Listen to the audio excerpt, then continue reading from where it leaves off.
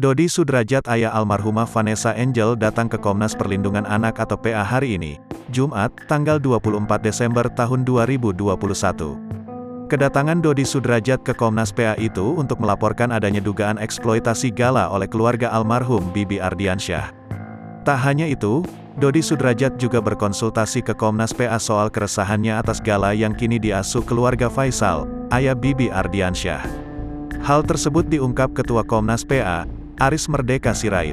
Pak Dodi mendiskusikan posisi gala sebagai cucunya, menyampaikan hal-hal yang sifatnya keberatan terhadap proses pengasuhan gala dilakukan oleh Pak Faisal, ujar Aris Merdeka Sirait dikutip tribunnewsbogor.com dari tayangan di kanal YouTube KH Infotainment, Jumat, tanggal 24 Desember tahun 2021. Terkait pengasuhan gala, Komnas PA nyatanya sudah punya ketetapan yang jelas. Komnas PA menyebut bahwa yang berhak mengasuh dan mengurus gala adalah keluarga yang membuat anak Vanessa Angel itu nyaman.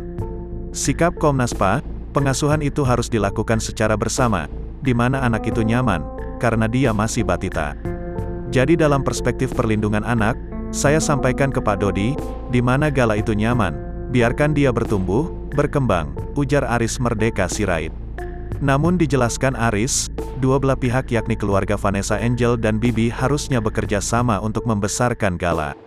Keluarga Pak Dodi dan keluarga Pak Faisal, mengondisikan agar gala bertumbuh dan berkembang dengan baik.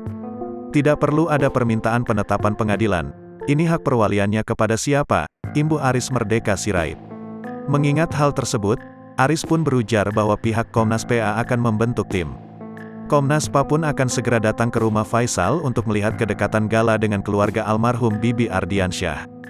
Hal tersebut dilakukan untuk melihat kepada siapa gala lebih nyaman. Kami akan membentuk tim untuk berkomunikasi kepada Pak Faisal. Kita akan kondisikan, paling tidak hari Senin, tanggal 27 Desember tahun 2021 Komnas PA akan ke rumah Faisal, ujar Aris Merdeka Sirait. Lebih lanjut, Aris pun mengungkap alasan Dodi Sudrajat jauh-jauh datang ke tempatnya. Ternyata Dodi ingin melapor terkait adanya dugaan gala dieksploitasi. Apakah ada eksploitasi, pemanfaatan terhadap anak itu? Saya kan enggak bisa menyimpulkan sekarang. Jika unsurnya dipenuhi seperti keluhannya, Dodi, memanfaatkan anak misalnya, berdasarkan UU Anak, itu adalah tindak pidana, ungkap Aris Merdeka Sirait.